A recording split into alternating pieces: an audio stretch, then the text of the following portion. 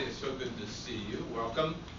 And I can't tell you how excited I am, as you are tonight, to welcome to the stage two great friends and very talented individuals. Ed, of course, one of our most talented and most beloved actors of local stage and screen.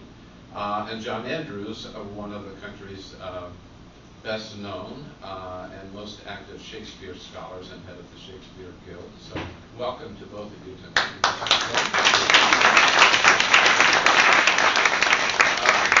And we're going to have a little variation, I guess, on the theme tonight, in that John and I both are going to be the interlocutors tonight. And both of us gang up on Ed before we turn the program over to you. Diana wanted to know who among you are here for the first time tonight. I would like to see a show of hands of who in the audience here was able to see the Originalist. All right. Okay, thank you. Yes, I hope our hands were up too as well.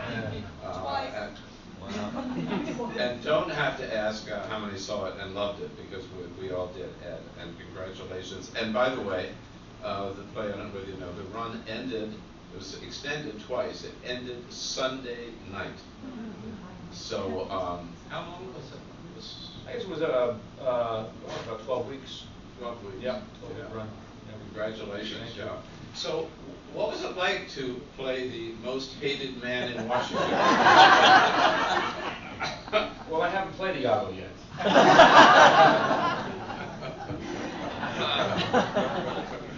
Or Richard III. He's our Richard III. It's right. That's right. Ed specializes in really popular, endearing characters.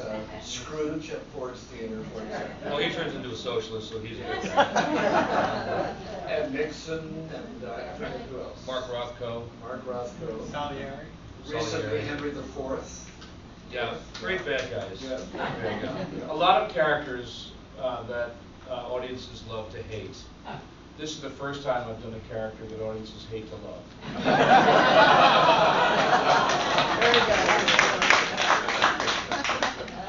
Well, I'm sure not just for me, the striking thing, even sitting here alongside of you tonight, about seeing the play is you look so damn much like Scalia.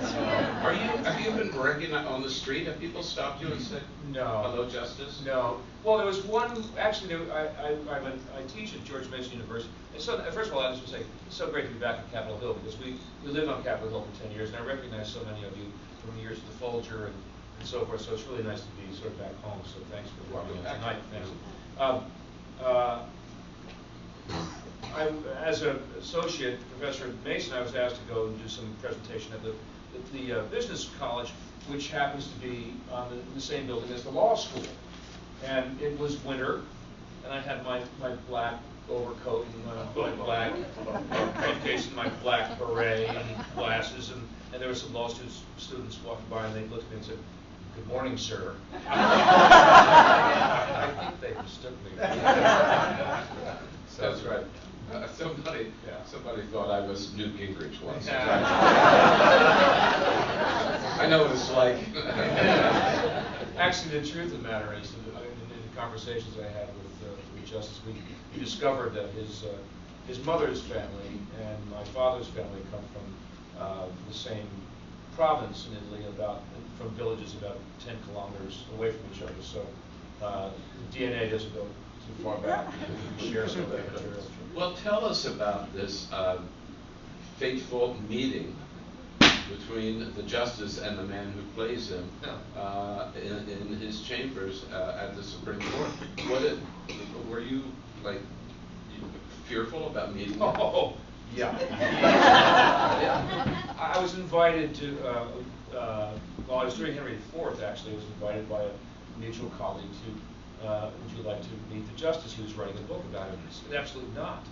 I hadn't done any research yet, and I certainly wanted to, if I were ever to have the opportunity to meet him, I wanted it to be a substantive conversation.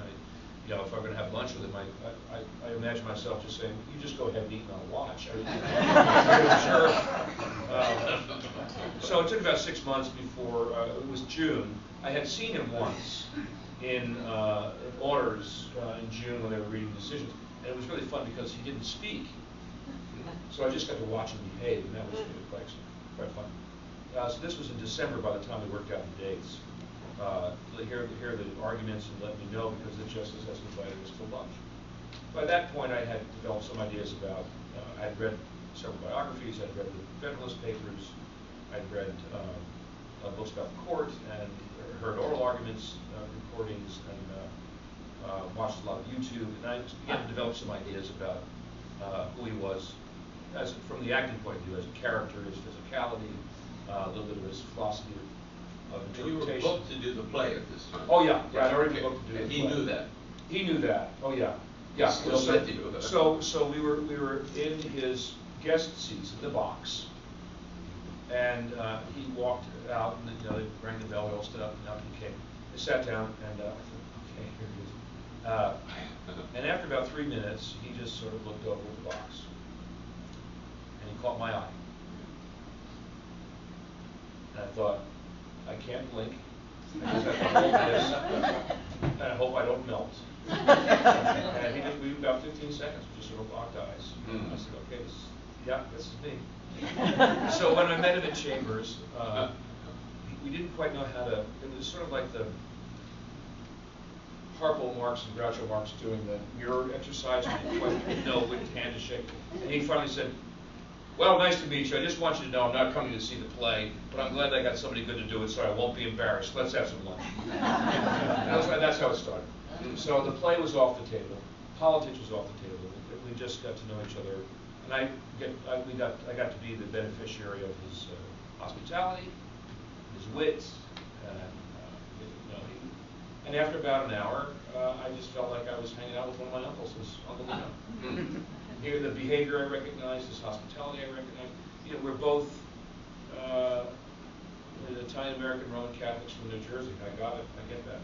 I just had to add about 375 IQ points. Did you find that he delights in inflaming liberals? Maybe roasting them. I don't know if he certainly likes roasting them. Well, he has a habit, and most of the justices do, of hiring clerks from the other side of the spectrum as a way of a great exercise in honing the argument. They want to know. It's the love of the argument, really, of the dialectic. And that's a great skill that he certainly has. They all have that. So to that extent, the play is accurate. Yeah. Yeah. In fact, he did have a liberal clerk on his staff during the Doman decision. John Strand, the playwright, had interviewed several of them. And they, to a person, said he was probably was the best boss, and likely to be the best boss they will ever have. Very supportive, taught them a lot about the skill of arguing. In fact, one of them told the story of taking the opposite position of his decision or dissent, whatever it was, and arguing and arguing and arguing with him. And finally, after about 15 minutes, he said, fine, I gave up. And then Scalia said, watch this. And he took the clerk's position and argued it and argued it. Whoa, yeah. Now, he did tell you he wasn't going to come see the play. Why not? Well, when I thought about it, I thought it was actually a very generous thing for him to do. It would have been a total distraction. The audience would have been watching the play at all. Right. They would have been watching Antonin Scalia. And when I don't like to be upstage like that, especially but actually, when Justice Ginsburg did come to see the play, and there's, as you know, there's a couple of exchanges about her in the text. Yeah. And when that happened, about 10 people in the theater stood up and just looked around to see how she was going to respond. So that's what it would have been like that if Scalia were there for the entire evening. Could have come in disguise. Well, unlikely. Do you know if he read the play? He did not read the play. He had not looked at it. We thought of we invited him to a late rehearsal. So how about a late rehearsal, private showing? And he thought, okay, I'll do that. When I went to see him with Ruth Bader Ginsburg at Lister Auditorium, just before we started rehearsals. And Nina Totenberg said, "Are you going to go see it?" And he said, "Well, you know, I'm not a public performance, but I'm thinking about maybe going to a rehearsal." I said, "I've got to write it tomorrow. He's on record, public." Right? So I said, "I thought perhaps you might consider coming to the," and he said, "All right." And of course we were panicked, right? Because we weren't quite ready to open. And then a few days later he wrote and said, "You know, it's really not a good idea," after further reflection. Simply, and he basically sent me his dissent. And it was reasonable. He said, I'm damned if I do, I'm damned if I don't. If people will know I've seen it, they're going to ask me what I thought. If I said I liked it, and there will be things in it I'm sure I will find unfair, but everyone will consider that I'm endorsing everything in it. And if I say I didn't like it, they're going to think I'm thin-skinned. He's absolutely right. So, but the good news is we filmed the project a week ago with a new organization that will be doing this. We were the first project of this company called Stage 17, and they will be filming live theater across the country, making it available to stream. So this is a real breakthrough for regional theater and off-Broadway and so forth, very much like what the National Theater is doing and what the Met is doing. So he'll get to see it in the privacy of his home, and he can throw things at it there. When you talked to him, did you have any sense that he thinks about his legacy or how he'll be remembered? Yeah, well, I think so. I think he does. I think, and is he trying to build well, whether he's trying to, I think I've become part of it also. I think that's, which is a position I don't mind doing. I have such a remarkable respect for not necessarily what he thinks, but certainly how he thinks. And that's how they all actually think. something that is in the play, isn't it? Yeah, that's what the play is. Carrie Warren, the actress who plays the clerk, her name is Kat. Kat. Yes, does talk about how, because of his abrasive personality and his lack of any desire to create consensus, that he will probably be remembered as somebody who didn't really have the influence on the court that he might have otherwise. Is that a correct? I think that's a correct assessment of what Kat says. I'm not sure that's a correct assessment of his impact on the court. I think he's certainly had a major impact on how the Constitution is interpreted. And I'm an old Shakespearean, as you know, and I understand what textualism is. Let's look at the text, and if we were trying to understand what the intentions of the authors were, let's not make it up and impose it. Let's go back to the words and try to let the words, let the interpretation emanate from the text, rather than being imposed on it. And that's a real discipline. That's a skill set, and that's how I was trained to look at Shakespeare. And so I understand that. That comes after a 50 or 75 year movement of being very free with the language and being very progressive with it. And that's fine too. That's just another kind of interpretive philosophy. He brought this new philosophy, and he aspires to it, and has taught it, and has refined it. And I respect that. I respect that. But the point is, just to reiterate, is that and he would be unapologetic. I think he may seem abrasive, but if you really think of him as an Italian American from New Jersey, I think you think about the amount of judicial restraint that he's using in order to be as unabrasive as he is. This is a man who's totally unapologetic. His heart is on his sleeve. His point of view is on his sleeve, and you don't have to agree with me, but I stand for what I've reasoned. You have to admire that. I think that's what democracy is about. One vote, and you have somebody of equal intelligence and acumen, like Ruth Bader Ginsburg, for example, or Justice Kagan or so on. Certainly Kagan is a great questioner on the bench. But those are the kind of people you want to have in the Supreme Court. Yes. The greatest, the most intelligent minds would be fine. And let them have that. To what degree do you think he thinks of himself as a character?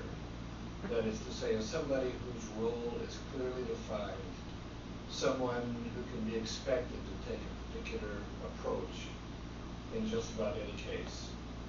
And does that go back in any way to any sense of himself in a drama? In other words, are you playing a character who is himself a character? I don't know.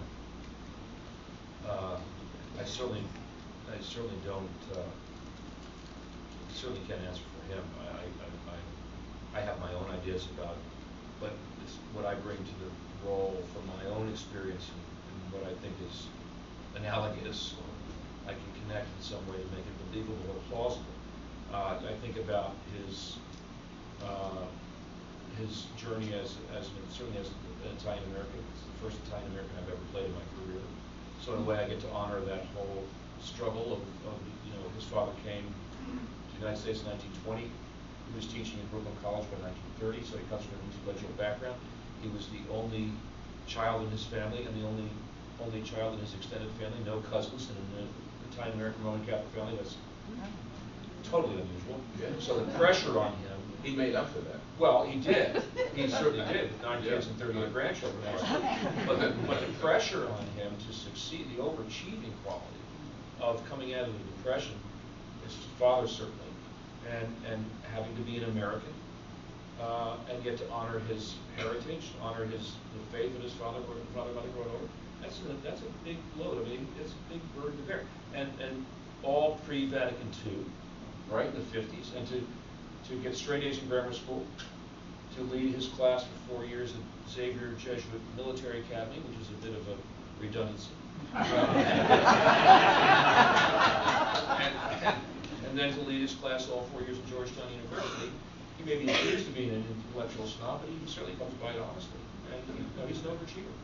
I do think, though, when I said to him that being an actor in Washington has really been a wonderful thing, and at this point, sort of get booked out a year and a half. It's like being in the opera, where you sort of book out. It's not like New York, where you do next week.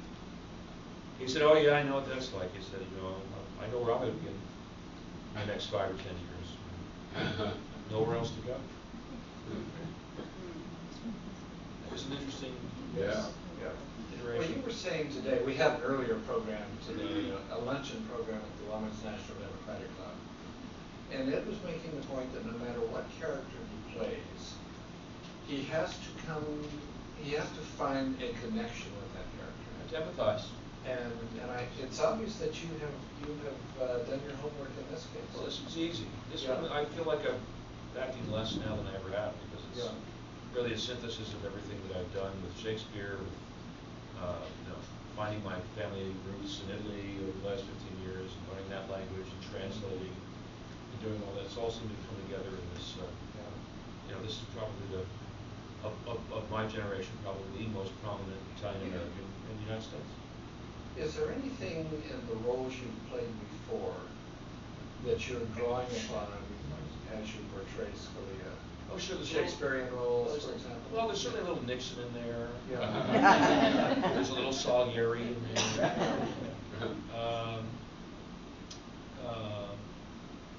There is. Well, from the Shakespeare, I just think the language. It's just the understanding of the dialectic. Not any particular role, because he's unlike anybody else in the play, in the canon. But the notion of the Shakespearean characters, it is a bit of a courtroom. There's a dialectic in those plays, and the way one listens in Shakespeare is the way one listens in the court, with respect. And you speak to the highest self, and you presume that you're speaking to the highest self, and you presume you're listening from that place. So to me, that's what the court. That's what I glean from the court. You know your character. You also know your audience. I had a sense the night that Carol and I saw it that the audience hated you from the moment you walked on stage. So do you feel that, and you try to turn that around? Well, have you sensed that? It's like playing Antonin Scalia and walking into a predominantly liberal theater audience. It's like Daniel being fed to the lions. And it's a little bit like the State of the Union. People are groaning over there. People are giggling over there. The clerk's jokes are hitting, and Scalia's jokes are not. In fact, one night it was so tough that I came off stage during one of the breaks, and I called up to the stage manager's booth and I said, "Is this show your DNC card get in free night?"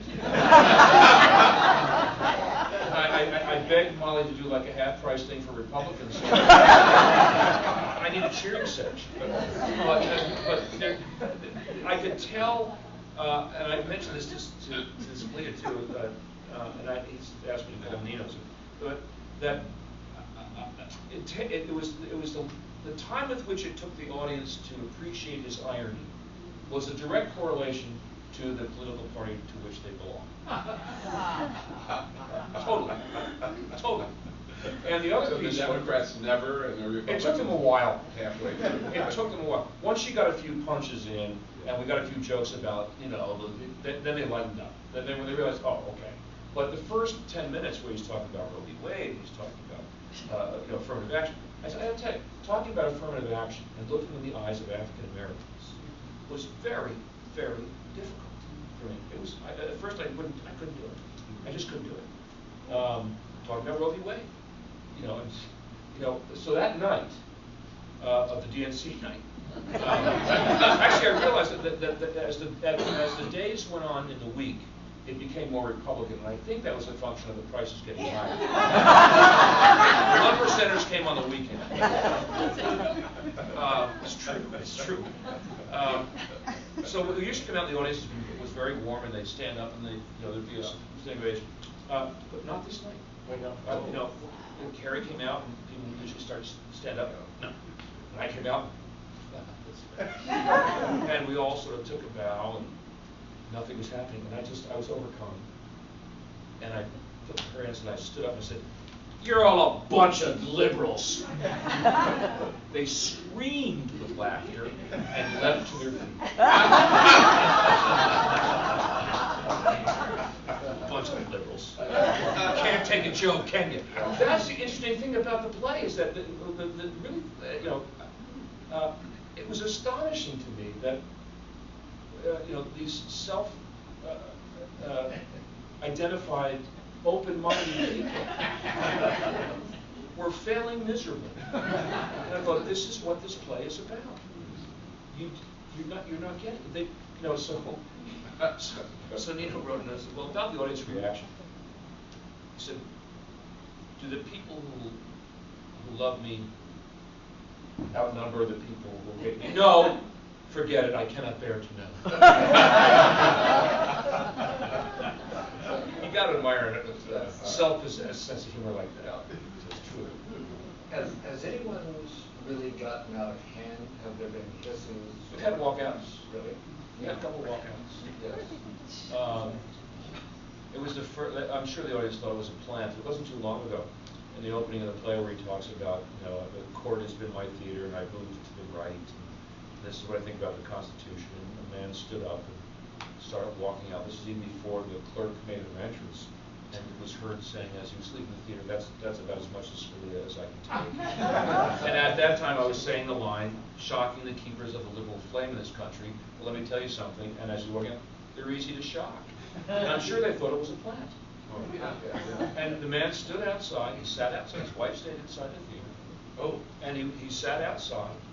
And the ushers and the house manager comes up. Would you like to go see Blood Bolt? No. Or would you like to go see Sonia, Vanya, Spike? No, I'm fine. And sat there the entire time. What did they think he's going to see? It's Goldie Rich. Goldie Rich was good. Yeah. So yeah.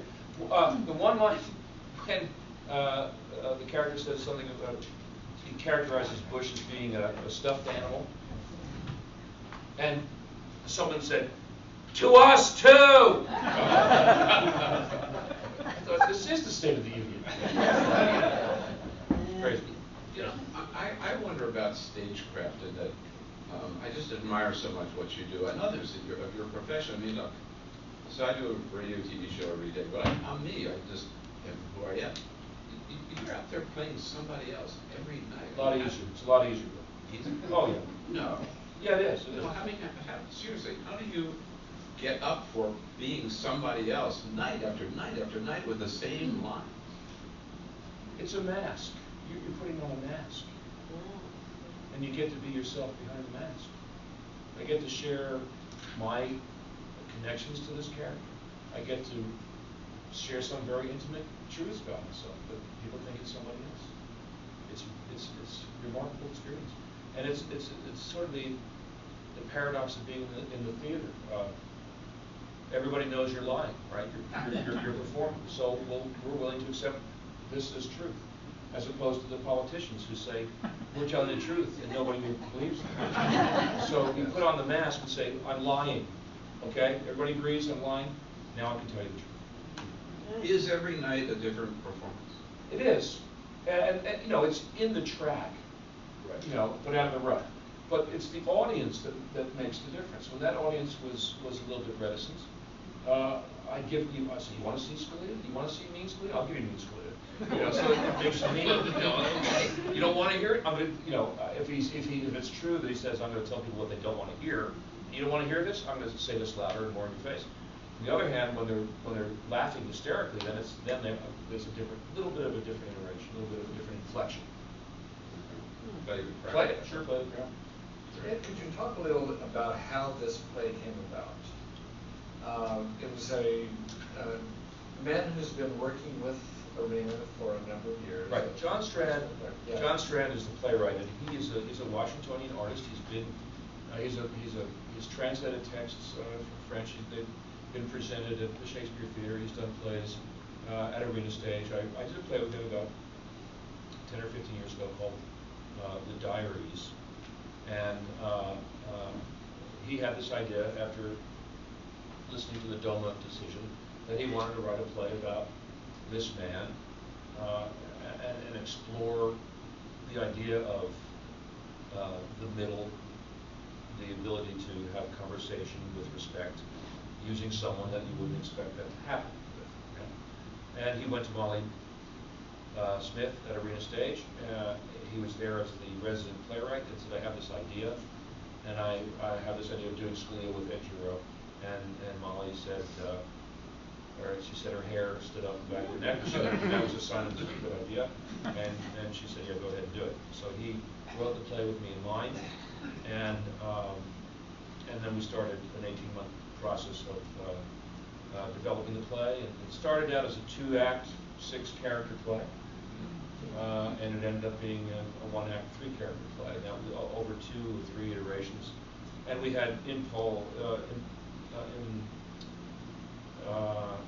consults from Nina Totenberg, from federal jurists, judges, clerks, attorneys, to get the legal language correct.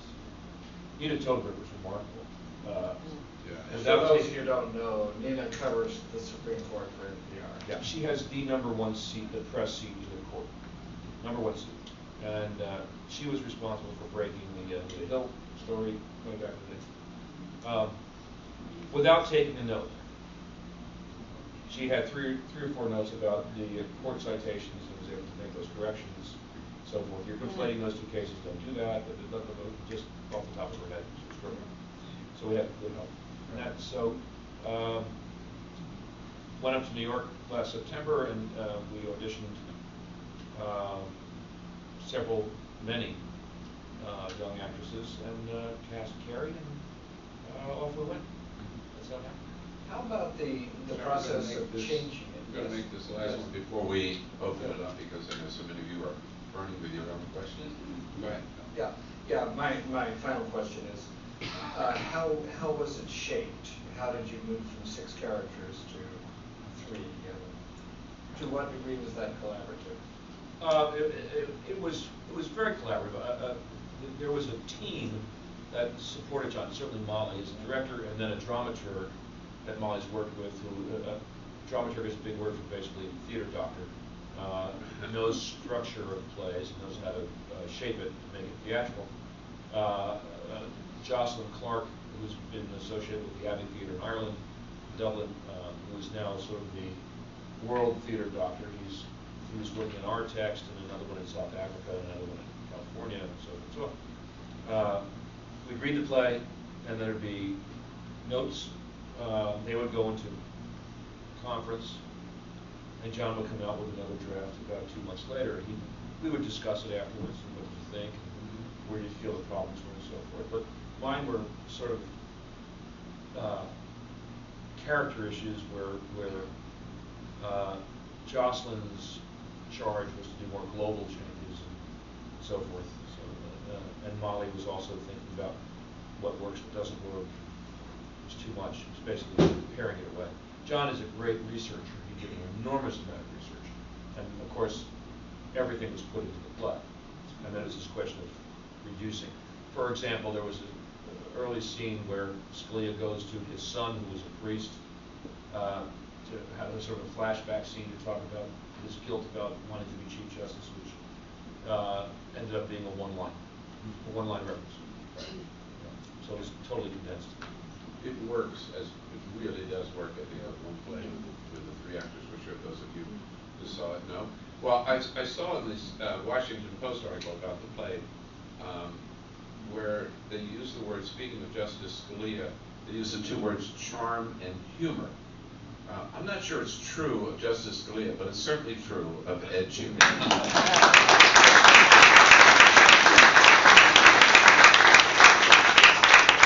Who has the microphone? This one, that's right. And the first hand I saw was over here, please. I can just shout out. No, we need the microphone only because we're taping, so I'm sorry. Yes. What did this teach you about the collaborative process among the justices and the back and forth between them being involved in the play? An enormous amount. For good or bad? Well, Oh, that's it, sorry. yeah, the collaborative, absolutely for good. The relationship between Scalia and Ginsburg, for example, goes back to the district circuit when they were both on the court, and they would exchange their decisions and hone each other's argument for clarity, and that sort of collegiality was brought to the court. I think of it as a professor. It's really 9 tenured full professors who are doing committee work, and it's a miracle that anything comes out of committee if you've never been on a college committee. But it has that kind of intellectual quality.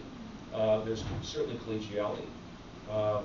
They do trade off their decisions in order to create a majority, and if someone's going to join, they're going to say, if you change that paragraph, I will join.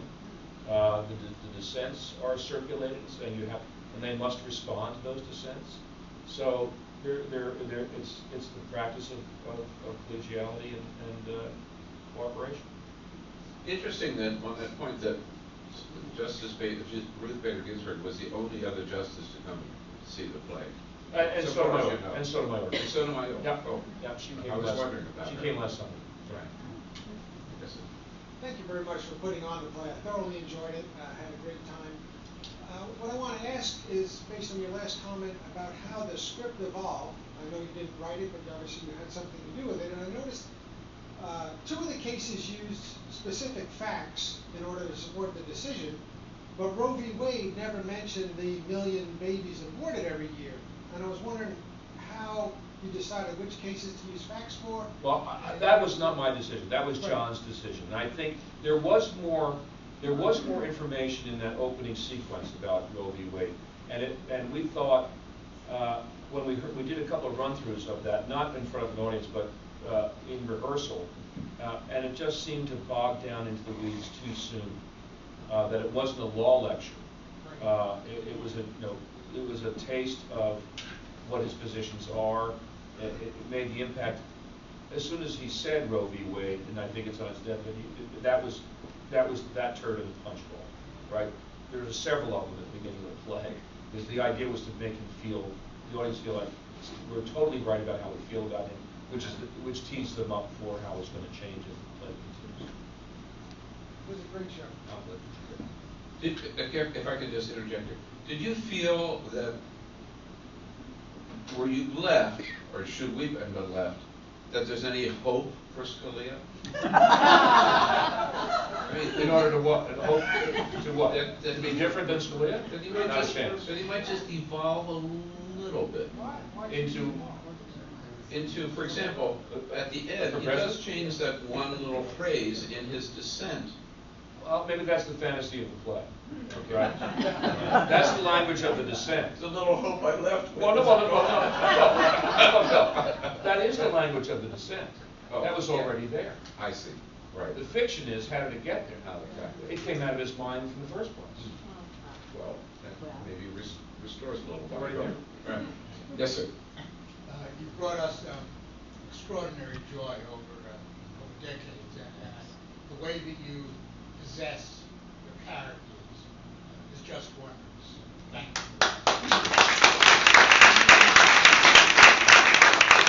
you. We loved the play.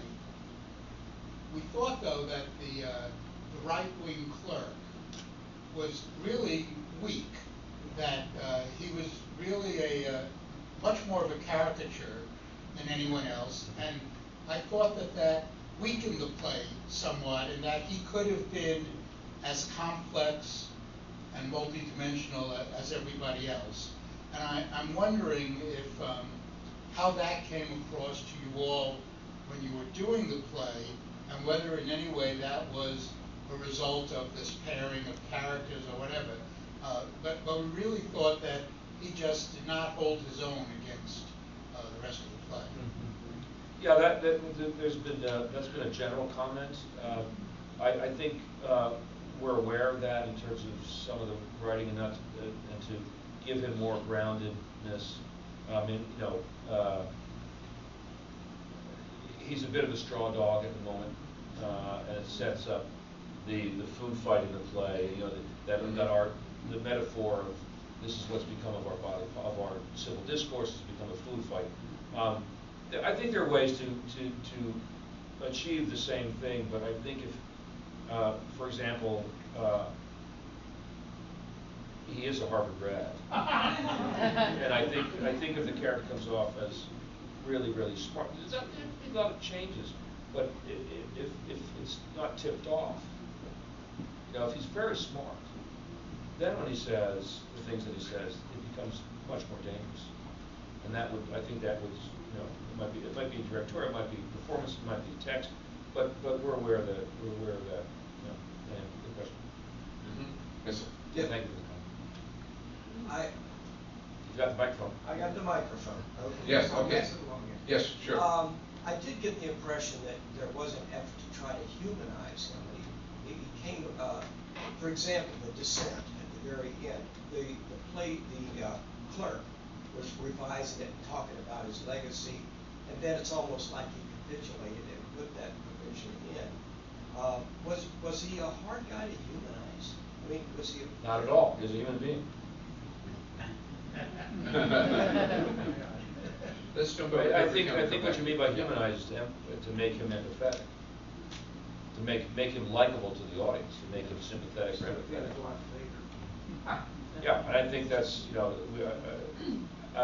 the good news is that the bar is set really low with regard to Scalia. In terms of, it's set really low. So any kind of gesture that is, remarkably human, or even banally so, people go, oh my gosh, because the bar is set so low by the media's version of him and how we perceive him. It's a low bar. Yes, ma'am, in the back. Right. A couple things. I certainly enjoyed the performance in your play, playing your performance. Two things, I want to touch on before, the human side of him and the professional side of him. I went to school with his wife up in New England prep school. She was 2 years behind me. However, to see, the whole part of he's married for so many years, has 9 children and 33 grandchildren and great-grandchildren. That was very interesting to me. I knew part of it. And we had one of our alumni meetings at the Supreme Court, which was very nice of him to do.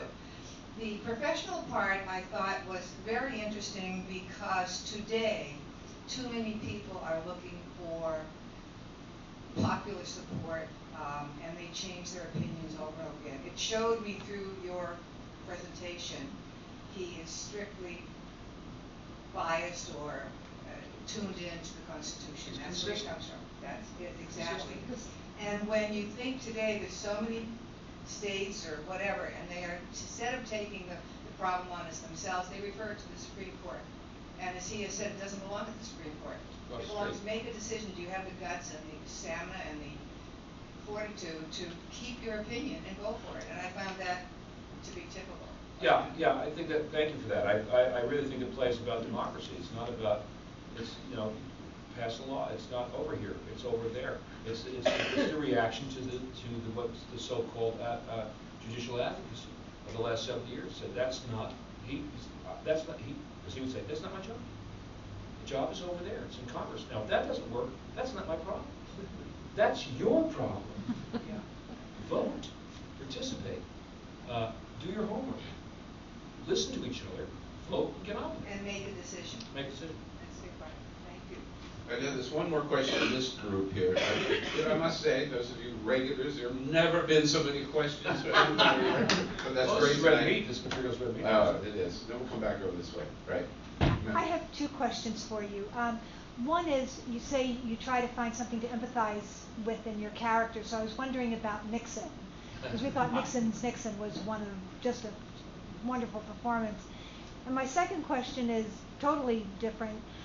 You used the Constitution and Shakespeare in the same sentence, which set up a question for me.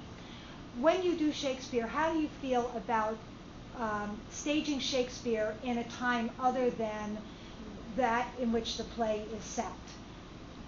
I have no problem with that if it's an appropriate setting. If the costumes or the Shakespeare wrote contemporary plays, and I think it's our responsibility to make those plays contemporary. The ideas are not bound by time, generally speaking. These are plays about Platonic ideals that are working themselves out. There's a larger sort of human story that's being developed. So that every generation has to encounter. It's, to me, the Shakespeare canon is sort of the humanist Bible, right? Here's the owner's manual on how to be a human being, and how to transform your spirit, which is the gift of humanism and so forth. So I don't have an issue about that. If the costumes, whether period costumes or contemporary costumes, get in the way of understanding the text, then that's the problem. It doesn't want to be imposed. But a historical analog is fine. With regard to Nixon, what I did learn from Shakespeare is that all of these so-called bad guys, they don't think of themselves as bad guys. They think of themselves as being deeply misunderstood. So they spend a lot of time trying to make you explain who they are. And there's a line in All's Well that ends well that I think is pertinent even to the bad guys in Shakespeare. The web of our life is of a mingled yarn, good and ill together. And I think you'll find that even in the villains in Shakespeare, there will usually be some, maybe not redeeming quality, but some quality that will allow you to understand where that character is coming from. We're capable of all of those things, of all of the actions that are inside of, they're all human actions. It's just how are they inspired? What's inspiring them? What's the intentionality? And that's a choice. And I think that's what Shakespeare's talking about.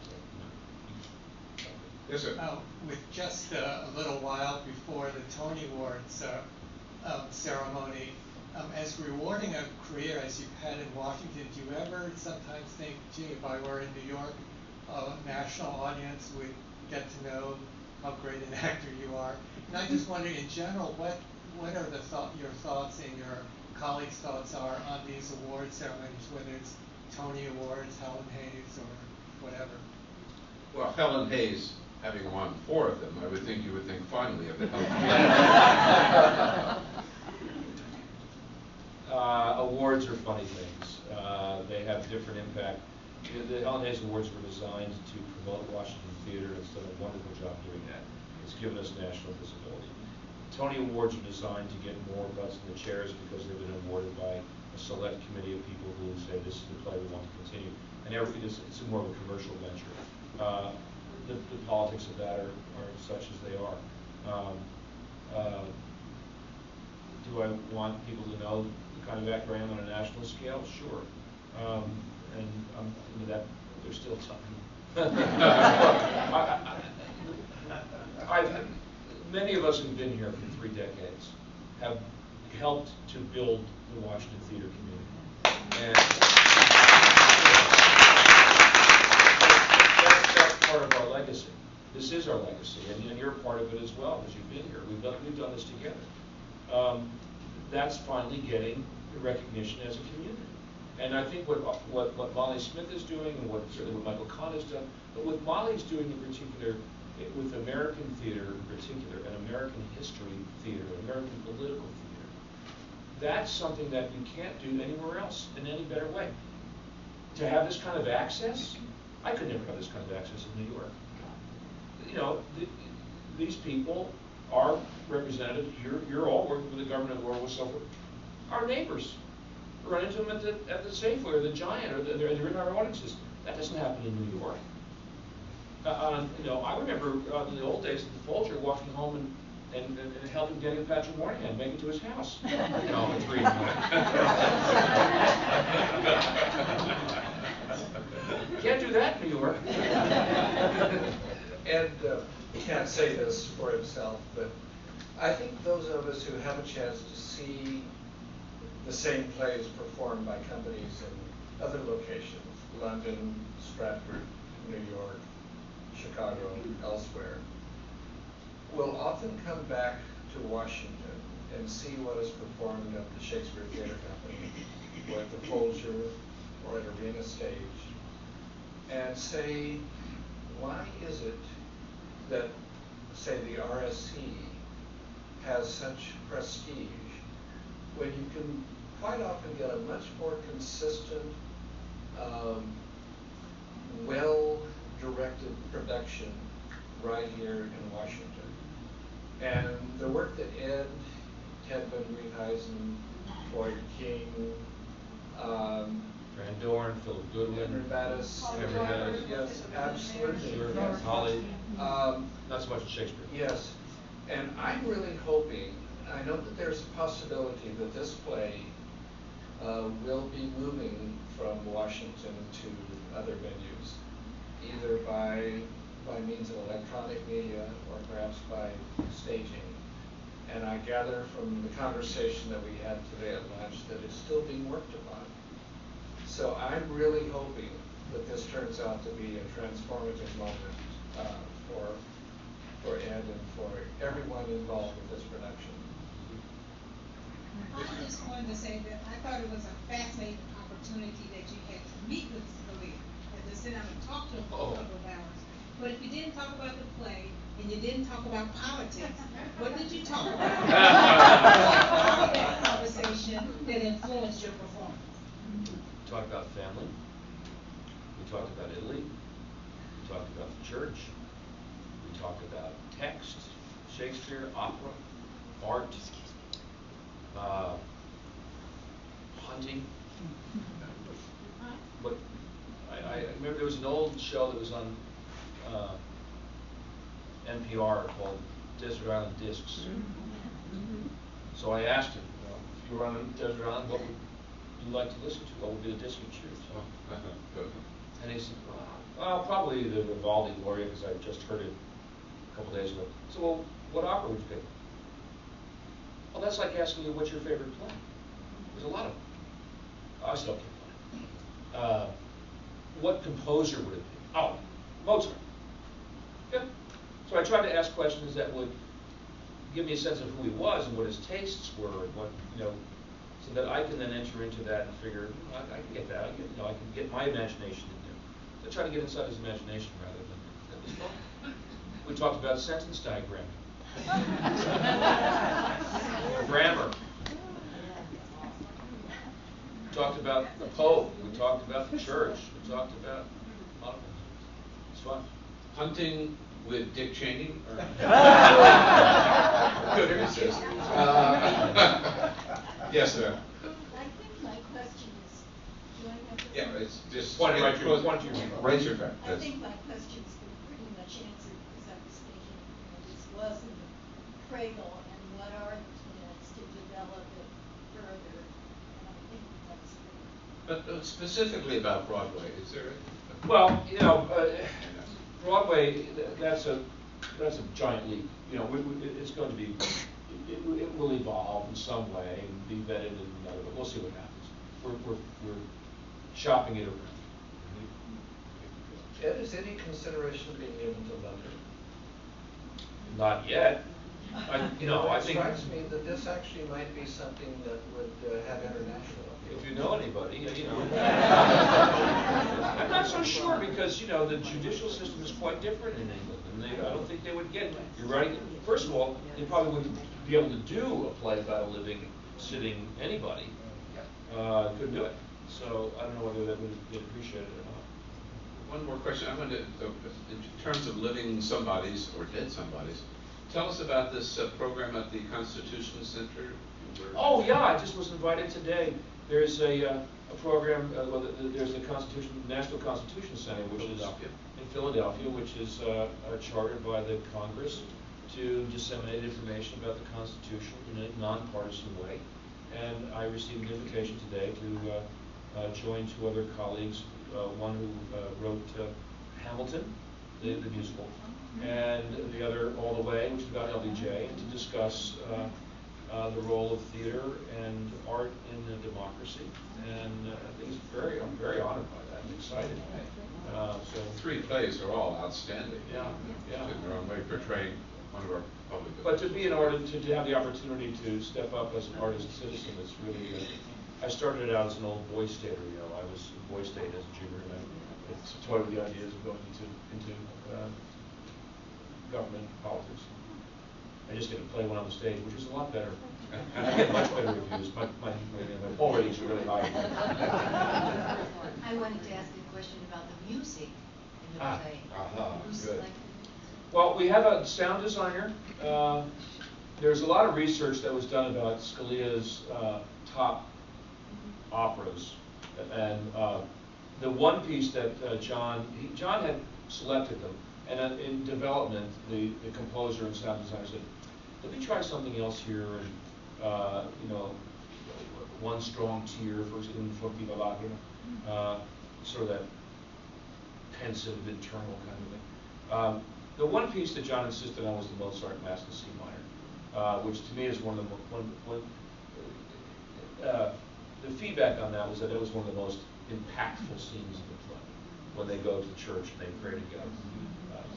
And it's a silent scene, basically. It's all Mozart, and with one line of text, which I think is probably the most eloquent line in the play. Again, about listening and hearing, where he says, "We're not permitted to see heaven in this life, but with Mozart we can hear it." That's right about Amadeus. Well, having played Salieri, but that sounds good. That sounds good. The microphone is here. No? Yes? Okay. And sir, you had a question. I don't know whether you still do, or I didn't even overlook you there. There was one right here, Bill. And one here. So if we can pass the microphone back, and then we'll sort of wrap things up.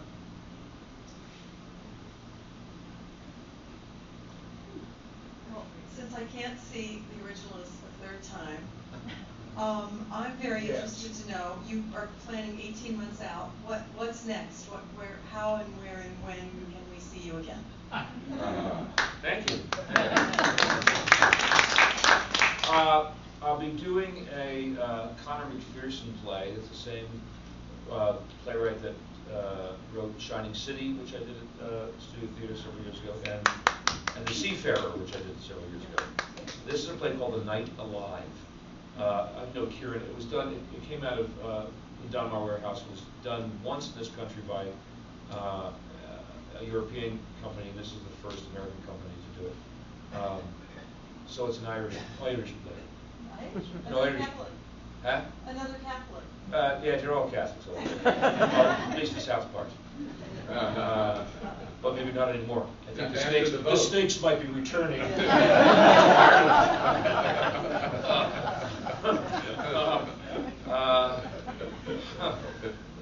Yes, I'll go back and do Christmas Carol again. I'll play Scrooge for the 7th time. Maybe I'll get it right this time. That's really what I really appreciate about doing that. It really is community service.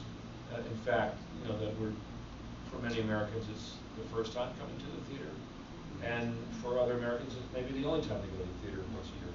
But we also get to raise money for local food banks, and we've raised over the past 6 years, we've raised over $500,000 and fed a lot of people in Washington. And then in the spring, I'll be at Woolly Mammoth for the first time in a really strange play called The Nether, and it's about as far away from Justice Scalia as you can imagine. It's a play about it's a little bit futuristic, and the internet has become sensate, and people can enter into a totally sensate world. And there's a bit of a dialectic about the role of that kind of virtual world and sexual deviance, and whether that's sort of a safe place to quarantine people that may not want to be out in the larger real world. So it's an interesting debate. Who wrote it? You'd ask me that. I can't recall. It was just done in New York. It was done in Donmar Warehouse. It's a pretty hot play this year. It's going to raise some eyebrows. So how great to spend an evening first with John Andrews from the Shakespeare Guild. Thank you so much.